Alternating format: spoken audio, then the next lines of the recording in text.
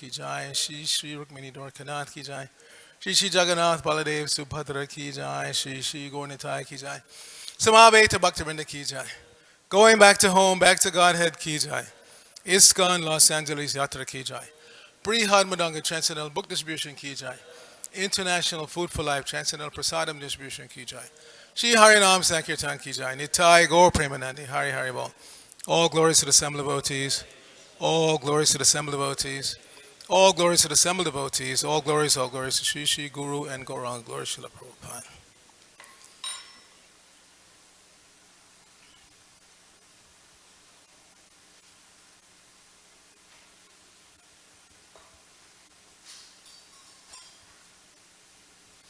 Narayanam Namaskritya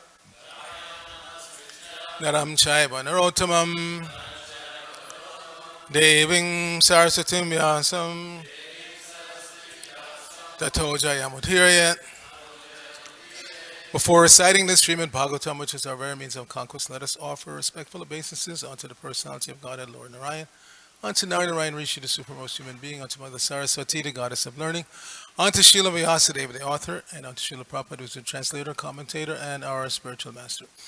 Nashta Prayeshu Bhadreshu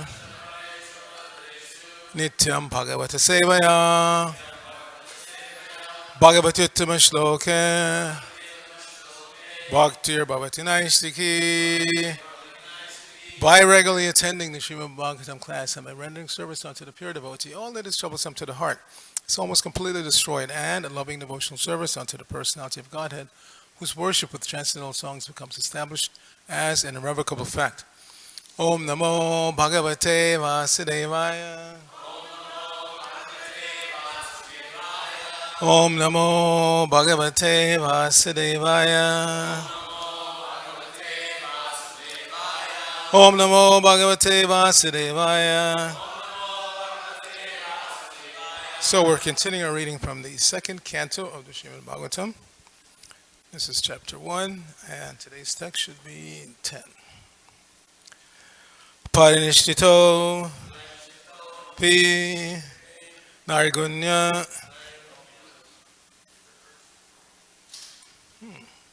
Oh, I'm sorry. I'm on the wrong verse here.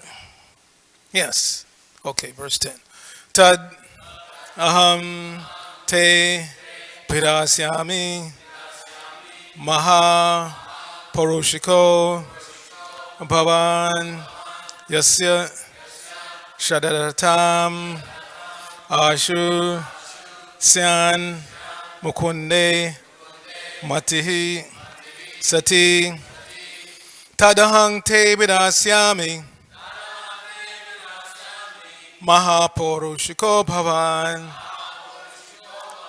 yasya shraddhadatam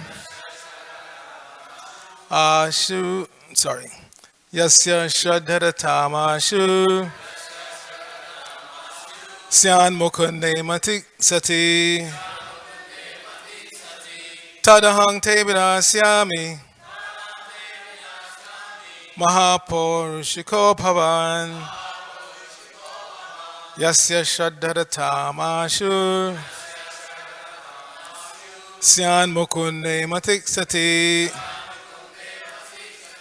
tadahang te vidasyami mahapurushiko bhavan yasya shraddhadatam ashu syan mukunde matik sati. Please chant. Tadahang te vidasyami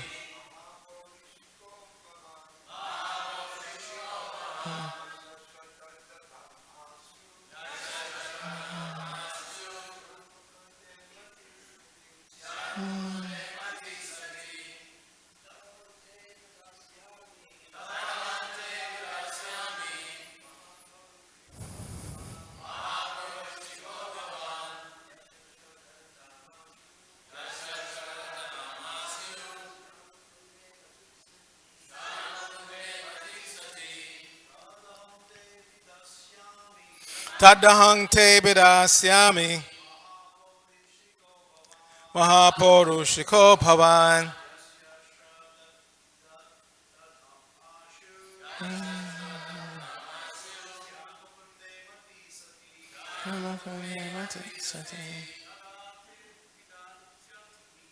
Tadahang te vidasyami. Mahapurushiko bhavan. Yasya shadarattamashu. Janmukunde matiksati. Tadahang te vidasyami.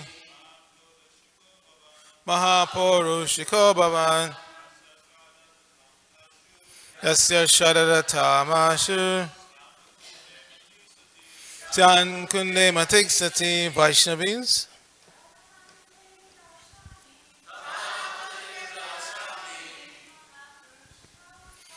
Mahapurushiko Bhavan. Yasya Shadarattamashu. Jan Mukunde Matiksati.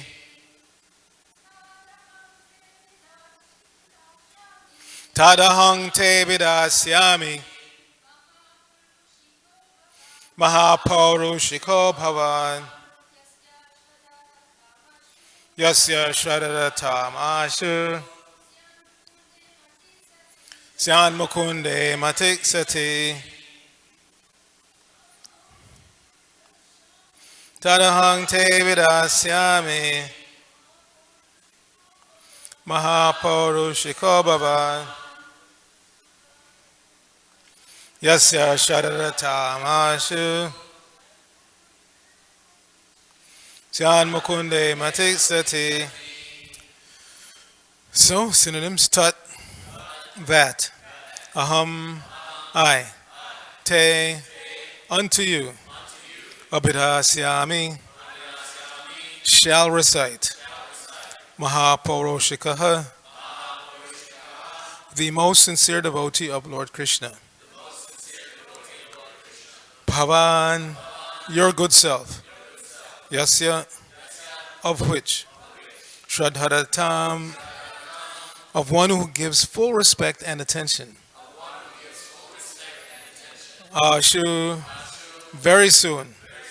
Syat, it so becomes. Mukunde, unto the Lord, who awards salvation. Matihi, faith. Sati, unflinching. Srila Prabhupada's translation for this verse. That very Srimad Bhagavatam I shall recite before you, because you are the most sincere devotee of Lord Krishna. One who gives full attention and respect to hearing Srimad Bhagavatam achieves unflinching faith in the Supreme Lord, the giver of salvation. Please repeat. That very Srimad Bhagavatam I shall recite before you, because you are the most sincere devotee of Lord Krishna. One who gives full attention and respect to hearing Srimad Bhagavatam achieves unflinching faith in the Supreme Lord, the giver of salvation. Srila Prabhupada's purport is kind of lengthy, but as the verse suggests, please try to hear with full attention and respect. Srimad Bhagavatam is recognized Vedic wisdom, and the system of receiving Vedic knowledge is called Avaroha Pantha, or the process of receiving transcendental knowledge through bona fide disciplic succession. For advancement of material knowledge, there is a need for personal ability and researching aptitude. But in the case of spiritual knowledge, all progress depends more or less on the mercy of the spiritual master. The spiritual master must be satisfied with the disciple. Only then is knowledge automatically manifest before the student of spiritual science. The process should not, however, be misunderstood to be something like magical feats, whereby the spiritual master acts like a magician and injects spiritual knowledge into his disciple, as if surcharging him with an electrical current. The bona fide spiritual master reasonably explains everything to the disciple on the authorities of Vedic wisdom. The disciple can receive such teachings not exactly intellectually, but by submissive inquiries and a service attitude. The idea is that both the spiritual master and the disciple must be bona fide. In this case, the spiritual master, Shukadev Goswami, is ready to recite exactly what he has learned from his great father, Srila Vyasadeva, and the disciple Maharaj Parikshit is a great devotee of Lord Krishna. A devotee of Lord Krishna is he who believes sincerely that by becoming a devotee of the Lord, one becomes fully equipped with everything spiritual. This teaching is imparted by the Lord himself in the pages of the Bhagavad Gita, in which it is clearly described that the Lord Sri Krishna is everything, and that to surrender unto him solely and wholly makes one the most perfectly pious man.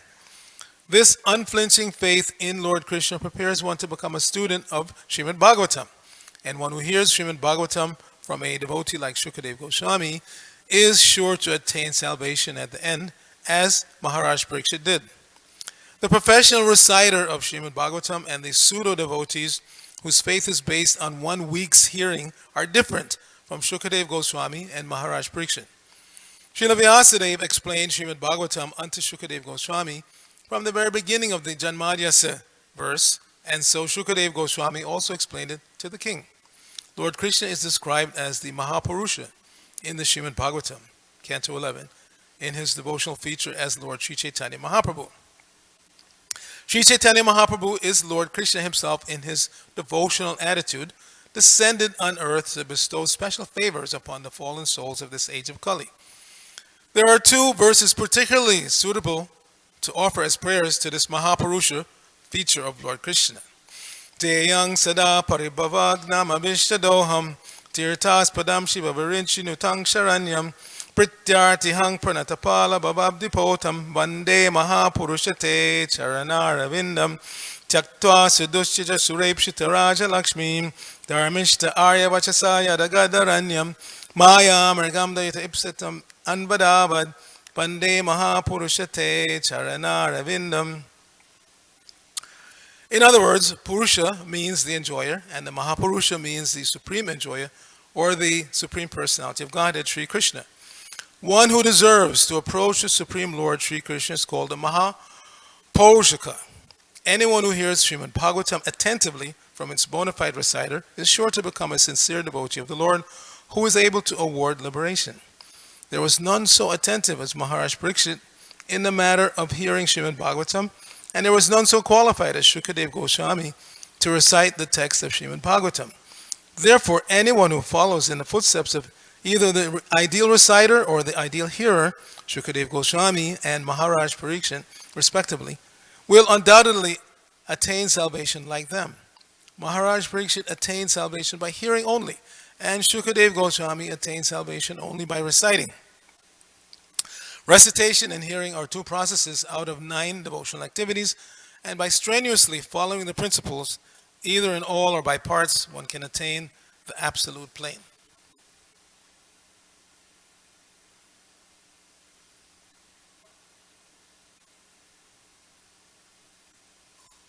So the complete text of Srimad Bhagavatam, beginning with the Janmadhyasya verse, up to the last one in the 12th canto, was spoken by Shukadev Goswami for the attainment of salvation by Maharaj Parikshit. In the Padma Purana, it is mentioned that Gautama Muni advised Maharaj Ambarish to hear regularly Srimad Bhagavatam as it was recited by Shukadev Goswami, and herein it is confirmed that Maharaj Ambarish heard Srimad Bhagavatam from the very beginning to the end, as it was spoken by Shukadev Goswami. One who is actually interested in the Bhagavatam, therefore, must not play with it by reading or hearing a portion from here and a portion from there. One must follow in the footsteps of great kings like Maharaj Ambarish or Maharaj Parikshit and hear it from a bona fide representative of Shukadev Goswami. Nama Om Vishnu Padaya Krishna Prishtaya Bhutale Srimati Bhaktivedanta Swamini Tinamine Namaste Saraswati Deve Gauravani Pacharine Nirvishesha Shunyavani Pashachadeshtarine Om Agyana Timarandasya Gyananjana Shalakaya Chakshar Unmilitam Jaina Tasmai Shri Gurave Namaha Shri Chaitanya Manobhishtang Snapitang Jaina Bhutale Swayam Rupa Kadamayam Dadati Swapadantikam Vandeyahang Shri Guru Shri Tapadakamalam Shri Gurun Vaishnavangscha Shri Rupam Sagajatam Sahagana Raghunathan Vatam Tang Sajivam Sadvaitam Savadutam Parijana Sahitam Krishna Chaitanya Devam Shri Radha Krishna Padan Sahagana Lalita Shri Vishakhan Vatam Shah Hey Krishna Karuna Sindhu Dina Bandho Jagatpate Gopesha Gopika Kanta Radha Kanta Namosate Tapta Kanchana Gorangi Radhe Vrindavaneshwari Vrishabhanu Sute Devi Pranamami Haripriye Vanchon Kalpaturubhya Shah Kripa Sindhuve Evacha Patitanang Pavanebhyo Vaishavebhyo Namo Namaha Jai Shri Krishna Chaitanya Prabhu Nityananda Shri Advaita Gadadhara Shivasari Gaur Bhaktivinoda Hare Krishna Krishna Krishna Hare Hare Hare Rama Rama Rama Hare Hare. I'm not sure what time of year this occurred, this recitation by Shukadev Goswami to Maharaj Parikshit and all the other sages present. I'm not sure what the weather was like at that point. It's somewhere near Delhi, so you can imagine what kind of Delhi-like weather. But as we know from the picture, Prabhupada would call these paintings pictures. So the picture we have of Shukadev Goswami, 16-year-old boy, bluish color, almost like Krishna, completely naked, sitting on the Vyasasan. Don't imitate that at home or anywhere else. We shouldn't put ourselves in a situation of imitating the predecessor acharyas, either by being naked ourselves or preaching to naked people. The devotees used to go to some of these hippie festivals, and I saw one photograph. I wasn't there, but I saw the photograph. One brahmachari sitting in a forest surrounded by hippies, quite a few of whom, including ladies, were naked. We don't go there. If you're a brahmachari and you find yourself in that situation, get up and go. Don't sit there looking at naked people saying in the name of preaching. But here in this case, we have a naked speaker. Shukadev Goswami was sitting naked on the Vyasasan. And all these great sages, they were not disturbed at all. They were sitting there drinking the nectar that he's about to speak now. And he said to Parikshit Maharaj that I'm going to recite this Bhagavatam to you for two reasons. Why? One, you're a very sincere devotee of the Lord. Very, very sincere. So Prabhupada used to say, this is the main qualification you need to bring to the table when you come to the devotional line. You have to be sincere. So, one devotee asked Prabhupada one day, well, what does it mean to be sincere? I don't feel like I'm sincere, Srila Prabhupada. What does it mean to be sincere? What did Prabhupada answer? Anybody remember?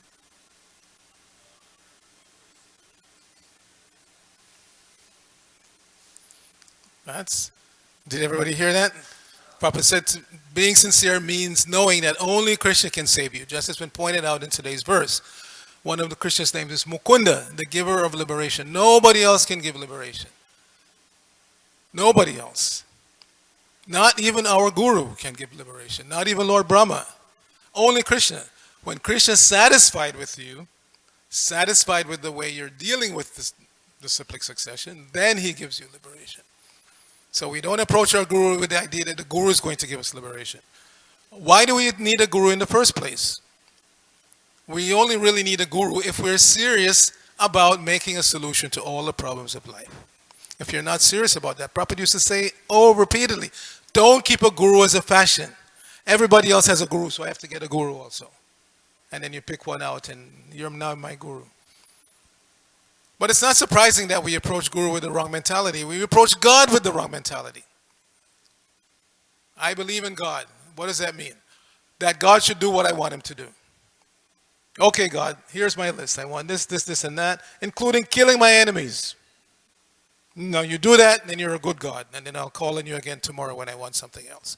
That's the wrong mentality to approach God. And so it's not surprising that we approach Guru with the wrong mentality because we're approaching the Supreme Being with the wrong mentality. Instead of trying to make God our servant, we are supposed to become servants of God. This is what the Guru teaches us. The Guru sets up an institution by which you can not only learn that theoretically, but you can apply it practically. Practically, you can come every day and worship the deities. You can go out and distribute transcendental knowledge. You can so many activities that this tiny society, by comparison to other religions, we're small.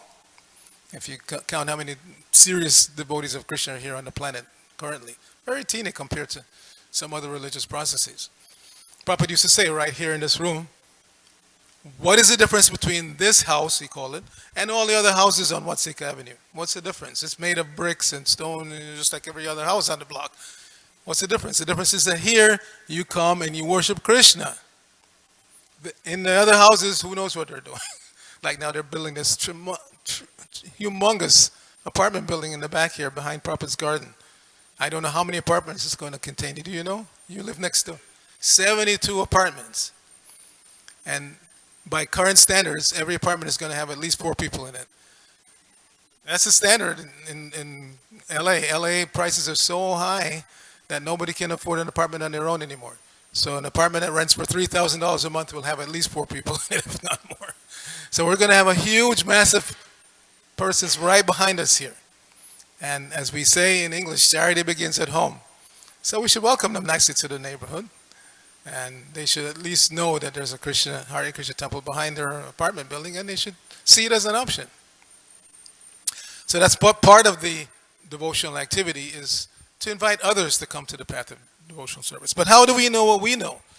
Only by the mercy of the spiritual master. Srila Prabhupada went to such great lengths to bring us this knowledge. And he himself was noted by his spiritual master as being a very sincere and serious listener. So that's the beginning of spiritual life. Prabhupada tells the story of once there was a parikrama in Vrindavan, and his guru was there, and there was a choice that you can either go out on parikrama or stay in here, Bhaktisiddhanta Saraswati Maharaj speak. So for him, there was a no-brainer. His guru is going to speak, he's going to stay. But so many of the other disciples, including many sannyasis, they went out on parikrama. So his spiritual master, Srila Bhaktisiddhanta, noted that he was a very serious and sincere listener. Prabhupada said he was speaking on such a high level, I didn't understand a lot of what he was saying, but I would love to hear anyway. So this is the first requirement to become a disciple. You should love to hear from the spiritual master. Nowadays, hearing from the spiritual master, you don't even have to be in his personal presence. Srila Prabhupada has left this planet since 1977 November. But recorded lectures are there, his books are there, which were actually recorded speech also. We know Prabhupada had a dictaphone, he would speak, it was recorded and transcribed and then made into books. So when you read Prabhupada's books, you're hearing Srila Prabhupada speak. And of course, there are so many thousands of recorded lectures also. And morning conversations and morning walks and so many, so we can hear constantly from this. There's no excuse. There is no excuse. It's not like previously, as was explained by Arjun Gopa, that to hear Srimad Bhagavatam, you had to have a handwritten copy. And it took a qualified person to make that copy. And so there were very few copies of the entire Srimad Bhagavatam back 500 years ago, when Srinivasa Acharya was trying to learn Srimad Bhagavatam. There were very few copies available. Now we have so many copies available. At a moment's notice, I can order thousands of copies depending on how the distribution is going. We have our meetings regularly at the BBT to decide how many of which books to print and how the distribution is going. So that is dependent on how all of us, myself included, are distributing these books. The more you distribute them, the more we are encouraged to print them. We have a warehouse of finite size in Santa Fe Springs. That's where the BBT warehouse is located. It has a finite size, so we can't keep unlimited quantities of every title. So we have to practice what's called nowadays just-in-time warehousing. In other words, we order the replacements so that they arrive just when the previous batch runs out. We can't afford too much overlap. We just don't have the space. So we become encouraged to order on a regular basis when the devotees are distributing on a regular basis. And so it's so encouraging for us to hear the book distribution scores here in New York and around the US, Canada, which is our main responsibility. North America BBT means basically US, Canada, and of course also Spanish books we do. So please go on distributing, and that distribution is so enlivening to the person who's distributing, to the person who's receiving, and to those of us who are observing. Last night we were on Harinam in Santa Monica, and we're standing along the promenade, and I turned around and I noticed that Bhakti Melanie is your name? Bhakti Melanie was like spinning and jumping, and I was wondering, what's going on? I mean, she's normally enthusiastic anyway. And then I was just thinking like that, and then Sri Madhava Mahotsav came up to me and said, somebody gave Bhakti Melanie $20 donation for a book. So, So then I realized why she was dancing like that. So it's very enlivening to go out and it's of course not everybody takes, but we know that. And Prabhupada said that. Don't be surprised. You know, you're preaching to cats and dogs. He said, look, frankly, you're preaching to cats and dogs because anybody who's got a human form but who is not taken to the process of spiritual awakening is living a life of cats and dogs, eating, sleeping, mating, and depending. That's it. And how many ways can you do that? You know, you just can't. So they become, as Arjuna Gopa said, not just within Krishna consciousness, but out there, everybody's bored. They're totally bored out of their skull. And therefore, they become enlivened when they see the Harinam party. I left a little early so I could come home and prepare for my class today.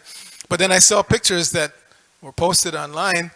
The devotees were invited into a store. The owners of the store invited the devotees to come in, and the devotees were chanting and dancing in the store. Right? What was the name of the store? Cool Kicks. Yeah. The owners invited the Harinam party to come in and chant. So that's very fortunate for them. I'm conjecturing that it's mainly because they're bored, and this is very exciting just to have all these people, but they're getting Agyata Sukriti just by having the devotees come in the store and chant Hare Krishna. And this is indicated also in this verse, one of the verses that that Prabhupada has in the purport today from the 11th canto, glorifying Lord Chaitanya, or indicating Lord Chaitanya as the Mahapurusha. Maya Margam Dahita Ipsita Anvadavat. The living entities in conditioned life are like animals who run out in the desert after a mirage. Maya Margam. We're chasing after, we're not just being overwhelmed by Maya because she's mean or something. We chase after Maya. We chase after they lose their energy. Even those of us who have heard and have some partial understanding of what's going on. The spiritual world is there. This is a material world. Within the material world, Krishna's material energy personified as Maya. Her job is to attract us by dangling the same stuff. You know, we have in English a saying, fool me once, shame on you. Fool me twice, shame on me. Maya's fooling us for millions of times. The same stuff she's offering. Wealth and sense gratification. Chase after this. And we still chase. Willingly chase. So this is, but Lord Chaitanya comes, and this is why he's being glorified. Maya Amargam Dayata Ipsada Anvadavat.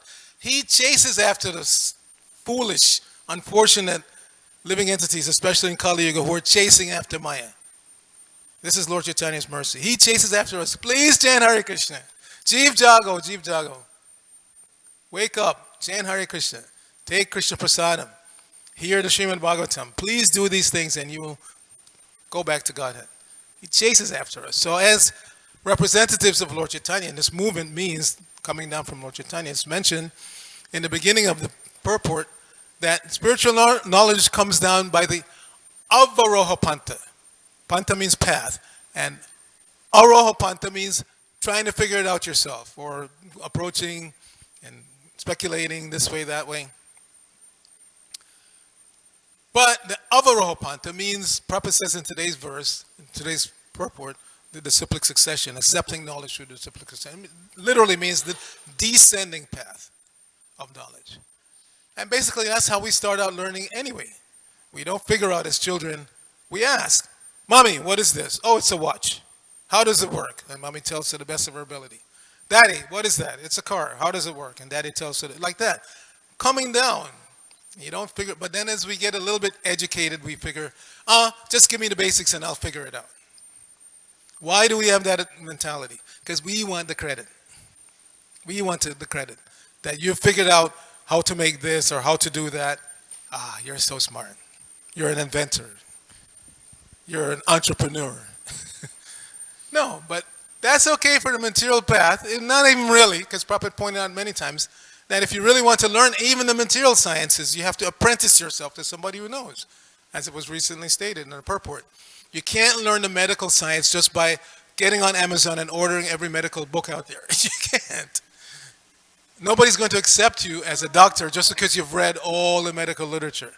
You have to go to a medical college and be trained personally by a doctor, somebody who's already experienced in the field. So in any medical or any material science, you need a personal guide. And even in ordinary activities in the past, they used to have the apprentice system. If you wanted to learn how to be a goldsmith, then you apprentice yourself to a goldsmith, and he taught you gradually. And usually the first thing they do is test you to see if you're really sincere and if you're going to be a good listener. So when you became an apprentice, usually the first thing they would do is sweep the shop, take up a broom, sweep the shop, put this away, put that away. And then when they see that you're obedient and eager, then they start to teach you, okay, this is what you do. Even today that still happens. You become an apprentice mechanic, and the first thing they tell you, sweep the shop. Put this away, put that away. If you're puffed up and you don't want to sweep, then get out of here. You're not going to learn. You're not going to hear properly. So on the spiritual path, it's like that. We become tested. The spiritual master says, come to the temple, sweep the temple, keep the temple clean, go out and chant in the street, do this. And if you agree to do all of that, then the spiritual knowledge is accessible. As Prabhupada said, it's not just by hearing. It's by pleasing the spiritual master. When the spiritual master is pleased by the attitude of the disciple, then the knowledge becomes manifest. Because as living entities, we are by nature pure. We are by nature Sat, Chit, Ananda. And so it's just an uncovering process. It's not that you're actually learning anything. It has to be, the knowledge is already there within the heart. And the love for Krishna is already there within the heart. Nityasiddha Krishna Prema Sadhya Kabanai. Shravanade Shuddhachita Kore Udai. By hearing, and not just hearing, but by pleasing the spiritual master, then all of that knowledge becomes uncovered. Becomes uncovered and becomes manifest and resident. Not like the material knowledge where you think you know it, and then tomorrow the test comes and you go blank. You can't remember anything. Spiritual knowledge becomes manifest and resident in the heart of the disciple who pleases his spiritual master. So this is our business. We have to learn how to please the spiritual master. And Prabhupada made it very easy. It's not that the spiritual master is some ogre who you have to, jump over the moon to please. No. Prabhupada said, just follow this path, reawaken your love for Krishna, and I'm happy. That famous conversation that was referenced recently also. Arcita Prabhu asked Prabhupada in Atlanta, what pleases you the most? When you learn to love Krishna, that pleases me. He didn't say when you bring me, so many lakhs of rupees or so many millions of dollars or when you do this. No, reawaken your love for Krishna and the spiritual master is satisfied. So that means we have to want to reawaken our love for Krishna.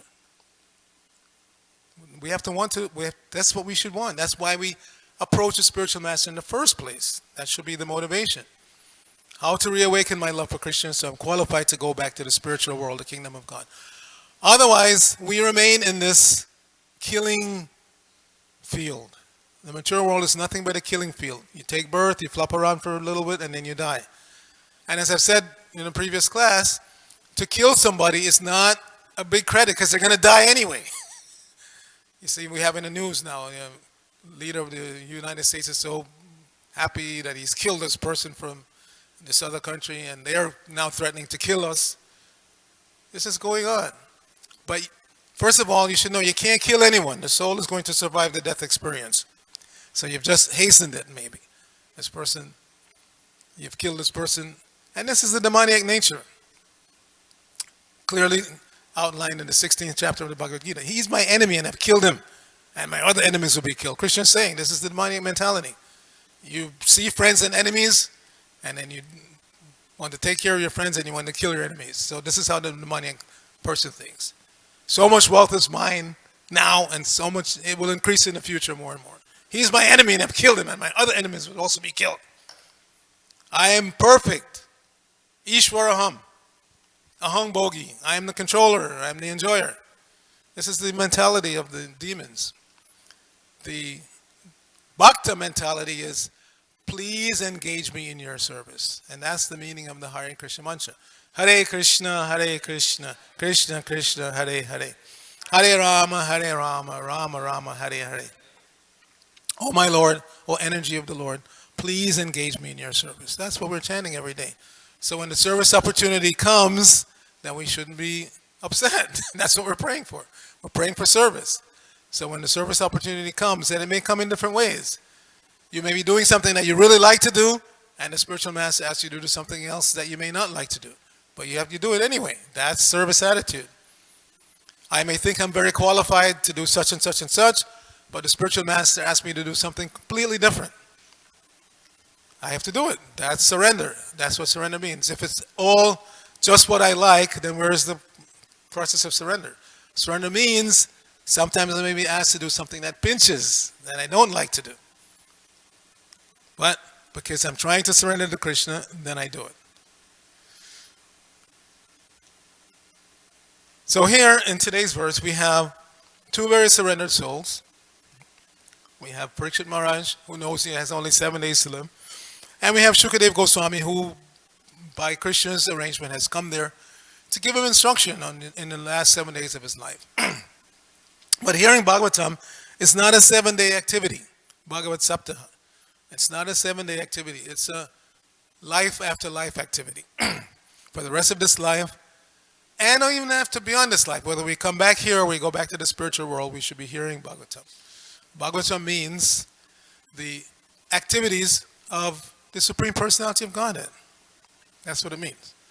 So whether it's the activities that he performed while he was here in the material sphere, he's always here anyway, he's in every atom, in between every atom, or activities in the spiritual world, it doesn't matter. Hearing those activities, that is Bhagavatam. That is Bhagavatam.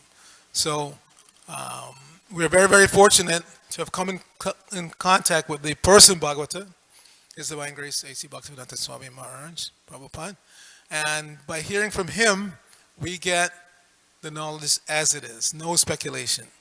Many people come in contact with spiritual knowledge, but in a speculative way. I like this part of the Shastra, but I don't like that part of the Shastra. It doesn't work like that. It will have no effect. We have to take it as it is presented by Krishna's representative, Srila Prabhupada, and we have to repeat what we hear for the benefit of others. Very, very simple thing. And that repetition is made easy by having the knowledge in book form. As Prabhupada said to one devotee, what is the use of your 3-minute lecture to somebody? Give them my book. If you can get them to take the book, that's something tangible. Because even if they take it home and put it on the bookshelf, they may not read it right away. They may never read it, but their sons and daughters will read it. We've had so many examples of that. One devotee, when I was living in San Diego, I always asked devotees, how did you come to Krishna?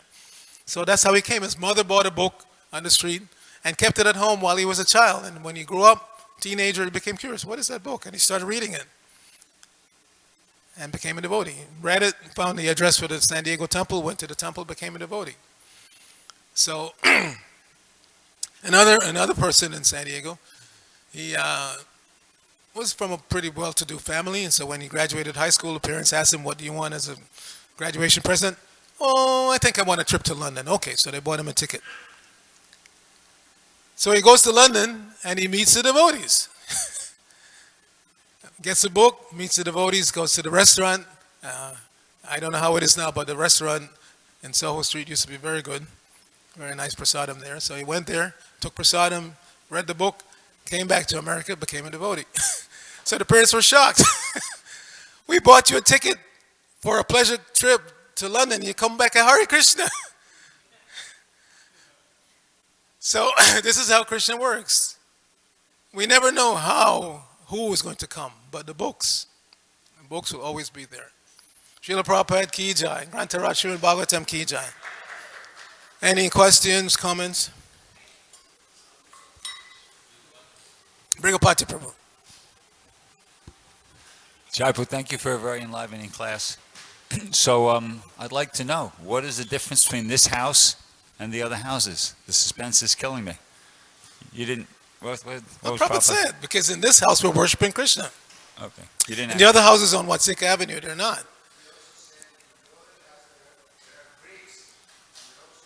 Yeah. Yeah. Yeah, we're worshiping Krishna here. I'd like to add one story to your story, but this is the top of that story about he went to London and went to a restaurant. There's a devotee, I'll mention his name because it's Bhishma Dev. He went to his brother's house. He had some sort of party happening or something like that, and he had to go to the bathroom. So he went to the bathroom and had to do a number 2. Pardon me. So he looked in his brother's magazine rack, because people sometimes keep magazine racks in the bathroom like that, so they could, while they're sitting, and they could. So he pulled the Science of Self-Realization from the magazine rack and started reading it, and he Hare became Krishna. inspired and he became a devotee. And his brother doesn't even know where it came from. So the Amazing. books have a way. That just shows Krishna's mercy, Lord Chaitanya's mercy. Chasing after us, even when we're in the bathroom. Okay, Acharya Narita.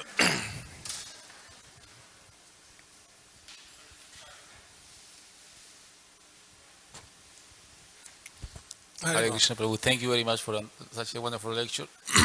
So, we always hear that Sukadeva Goswami gets salvation because of reciting Srimad Bhagavatam, but at the same time, he says that he was already a pure devotee, liberated soul, before reciting Srimad Bhagavatam. So, can you explain that, the connection? Well, he was a monist. There are different levels of self-realization, different levels of perfection. So he was a monist. In other words, seeing everything equally, but not making any distinction. And that's why he didn't want to come out of his mother's womb, because in the womb, out the womb, what difference? And also didn't want to be distracted. So he was a monist. Um,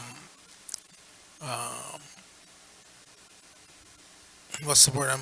There's a verse. Anyway, so but by hearing Bhagavatam from his father, he became attracted to the theistic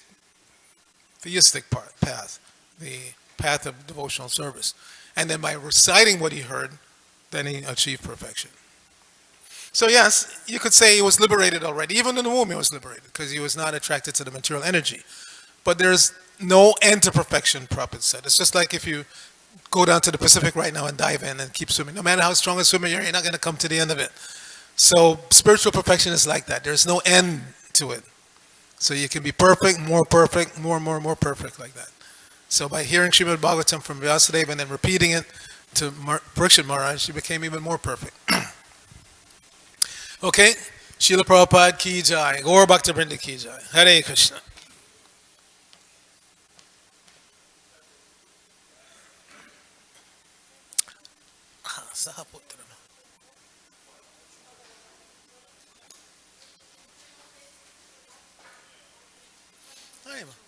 Hare Krishna. What do you mean by seeing everything equal? In other words, a monist is one who doesn't see any distinctions.